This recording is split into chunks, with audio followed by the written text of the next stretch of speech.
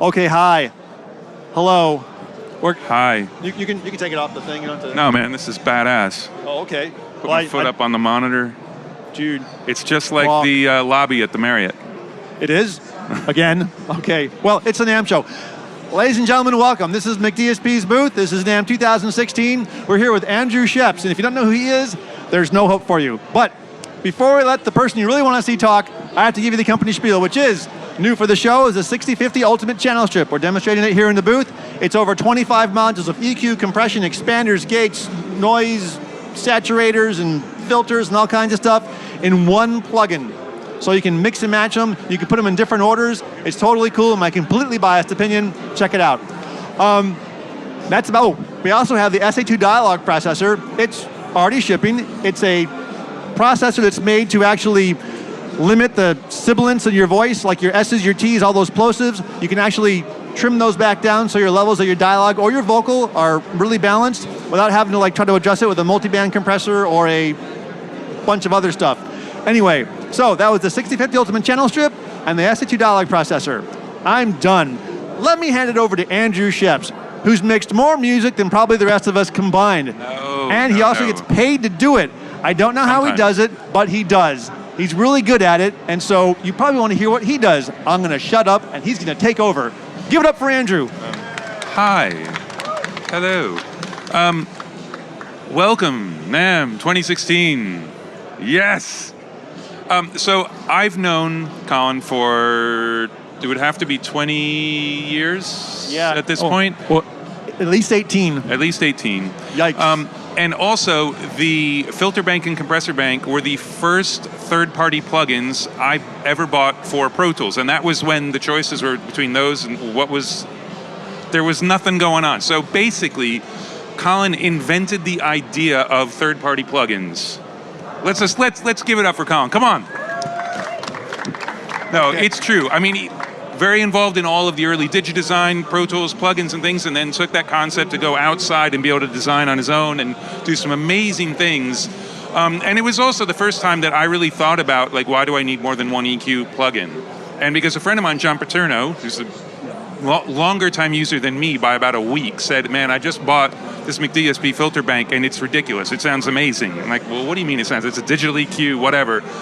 And I got it, and it changed the way I thought about doing digital stuff. And at that point, I was completely in the box. It was before I could afford a console, so everything I was doing digitally, splitting out to some Mackie mixers, you know, because that's what I had. But the idea of getting character in an EQ in a computer started there for me. And then, since then, the innovation in the tools, the AE400, we talk about that every year, because it's the Active EQ, and it takes the sort of conceptual idea of multiband processing, but instead of doing it with a dynamics processor where you've got non-phase coherent crossovers and then you compress stuff and then you put it all back together, it's just an EQ that has detector circuits like a multiband compressor, but instead of then doing dynamics processing, it basically is turning the knobs on an equalizer for you. So all of the non-phase coherent stuff is happening in the detection side of things, but the EQ is just an EQ, which means you can actually use it parallel if you want to, which for me is huge. Everything I do, it has to work parallel.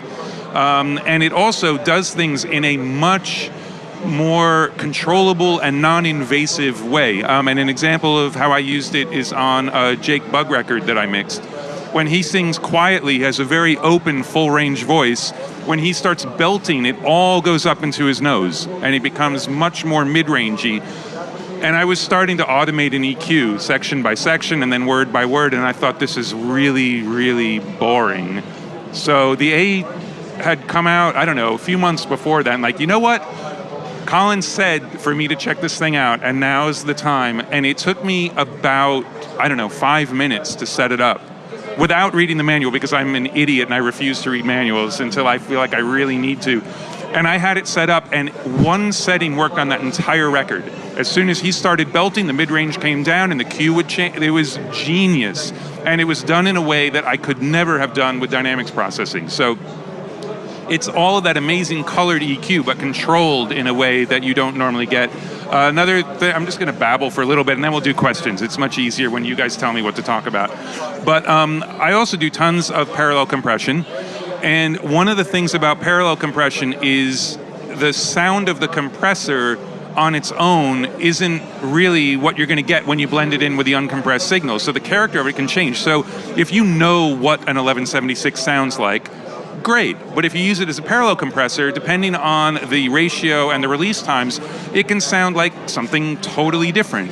So you don't really know what you're going to get as you start to build these parallel compression chains. So things like the Ultimate Compressor, you pop that up, and instead of having to switch plugins and actually have audio mute and lose sight of what you're doing, you can slam through all of these different types of compressors, different topologies, but also with the color of that kind of compressor built in, whether it's fixed attack and release or not, whether it's moving threshold or input control, whatever it is that's inherent to that type of compressor, you can really, really quickly cycle through and see how that works in a parallel mode. And to be honest, sometimes I use it to find the type of compressor I might want to use, and then I'll compare it to other versions of that type of compressor. But the way to find a compressor topology for your parallel compression in seconds is amazing, because it's impossible to predict what it's going to sound like. So to be able to do that, and the same thing with EQ, and now with the channel strip, to be able to mix and match all of this stuff without having to worry about how many plugin slots you have open, and like, oh, I want to put this first, so now I need to drag all of these down, but I don't have an empty slot at the end, so I'll put that on another track for a second, and oh wait, that was a stereo track, so now I can't drag it back to a mono track. It solves that mess. And it's awesome. Just a great, great set of tools. And they're green. Yeah. So that sounds pretty good.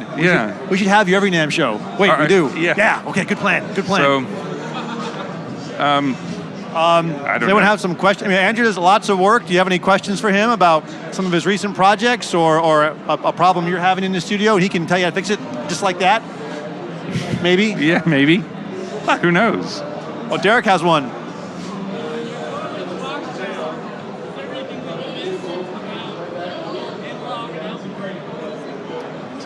Strangely, no.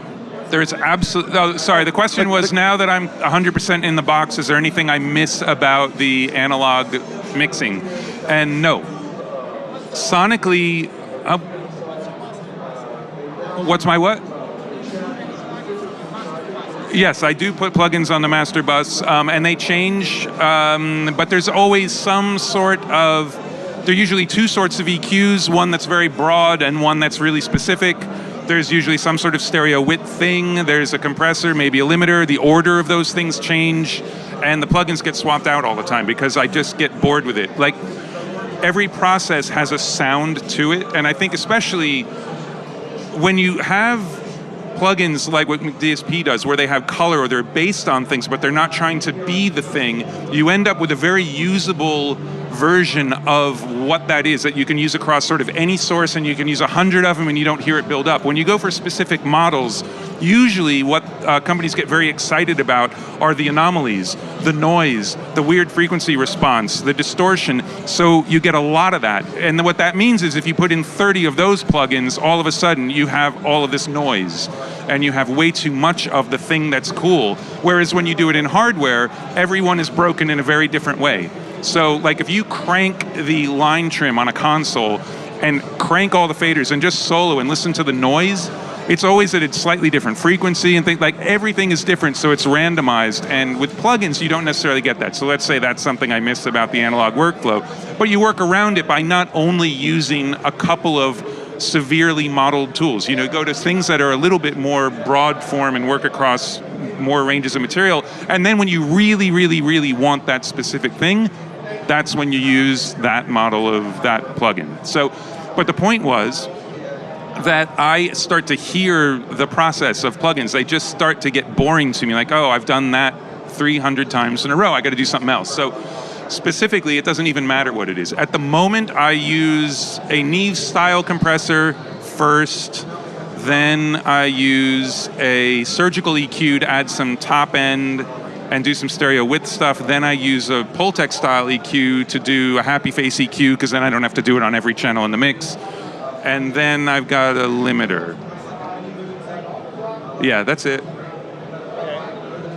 And the limiters always last, because red lights make me look like I don't know what I'm doing, which I don't know what I'm doing, but it keeps the red lights off. But the order of all that other stuff will change. Sometimes I feel like I really need to EQ before the compressor. Sometimes I don't like the sound of the compressor at all. So it's, yeah.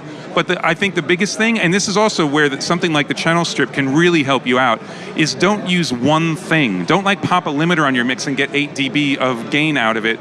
Use lots of little tools to do it along the way. And this is, like ML4000 is great for this, because you actually have 2 stages in there. So you can, if you let all of the tools do a little bit of work, then you get the character of that tool, but without so much of the things that are really, really specific to that tool, which means it's going to work across a broader range of material, blah, blah, blah.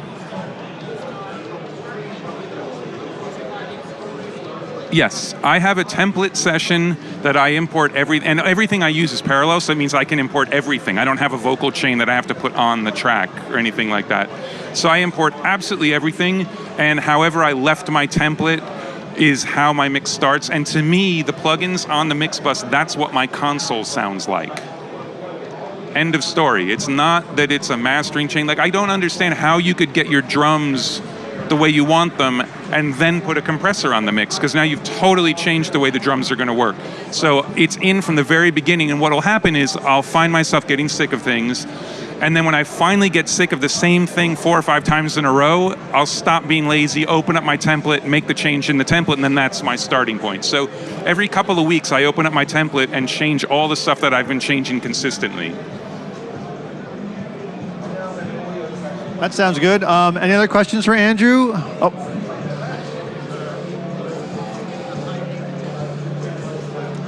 The question was, how do you get a high gain guitar to cut through the mix? The first thing is, you need to identify where the notes are and where the noise is. And usually, if you're lucky, the tone and the notes are below where the noise is. So generally for me, first of all, a high gain guitar, you do not need to compress it. It is compressed. That's the definition of distortion, is it's compression. So I use parallel compression on them because, but lots of things are going into that parallel compressor. So direct compression on a distorted electric guitar for me never works. It just sounds smaller, or it doesn't sound any different at all. Then usually what I will do is to try and find that mid-range place where all of the notes are and just add a little bit of that. And I often will use the Ultimate EQ for that, because you go through and have different stuff, and then you can also, the Active EQ can be really good for that too, because sometimes what will happen is the notes go up into where the noise is, so you want to track that.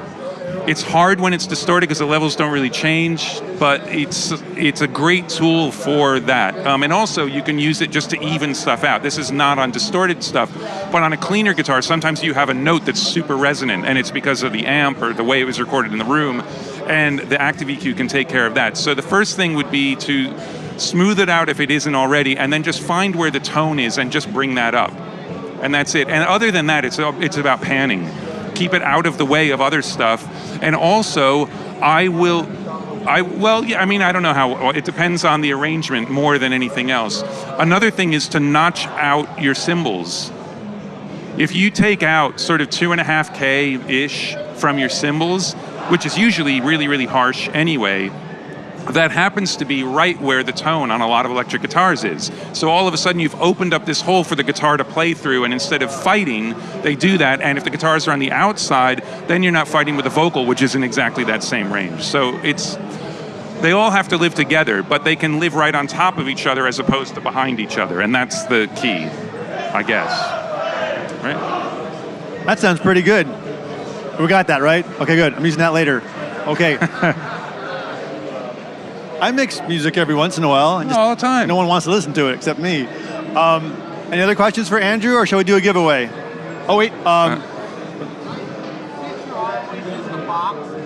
a fan of these tape emulators?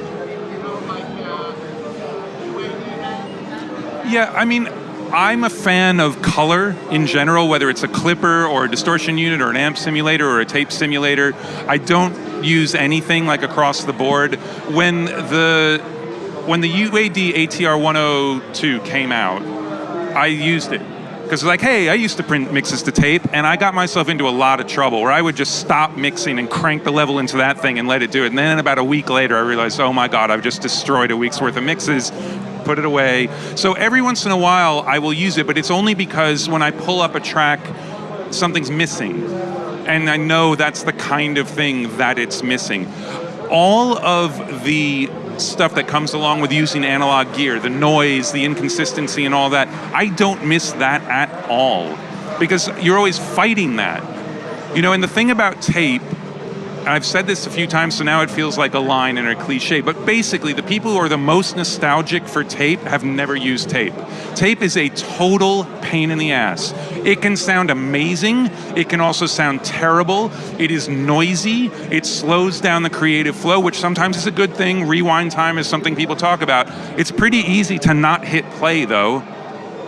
Have some rewind time. Put on the 2-bar intro in Pro Tools, there's your rewind time. Like whatever you want to do. You can't tell me that not being able to rewind is ruining your creative flow. But the idea that I can very quickly salvage a take from a band without having to make a safety of it first before I cut the tape in case the edit doesn't work, because I'm not sure that the tempo of that chorus is exactly the same as the pre-chorus, and then it turns out that, man, the drum fill was so much better on that first take, but I got to find that piece of tape on the floor, and then you realize, yeah, but that's where the guitar screw-up was, so then you have to put that other piece of tape back. You know, it's 5 seconds instead of 45 minutes while the band is just in the lounge getting drunk or playing video games and losing whatever creative flow you got, to have you go back into the lounge and say, by the way, guys, that edit totally doesn't work, we got to play it again. Like, what? Like, no, hold on, go tune your guitar and let me try and edit. All right, awesome. So workflow-wise, I don't miss it. Every once in a while, I would love to do a punk record with a band that can play and do it on tape, and actually do it on tape. But if it's going to come off of tape, then I don't see the point of putting it on there first. And I'm in the minority, I think, and there are lots of people who I very, very highly respect who love tracking to tape and then transferring it in. And that's just a thing, it's fine. But personally, I don't miss that. So, back to the original question, tape simulators are cool, but they're not necessarily any cooler than any other coloration plugin. And I love them all. I mean, I'll use Futzbox, something like that, as often as I would use a tape simulator. And probably more, because you can get more out of it. The tapes is such a specific thing that it's, every once in a while, something tweaks my memory, like, oh, I remember when I used to overbias and then crank the low end, and that was kind of cool. And I'll try it, and sometimes it works, and sometimes it doesn't. But anyway, blah, blah, blah. Wow, good stuff. There was one more question over there, or are we good? We're good? Okay. Well, shall we do a giveaway then? Does everyone have a raffle ticket? If you do not have a raffle ticket...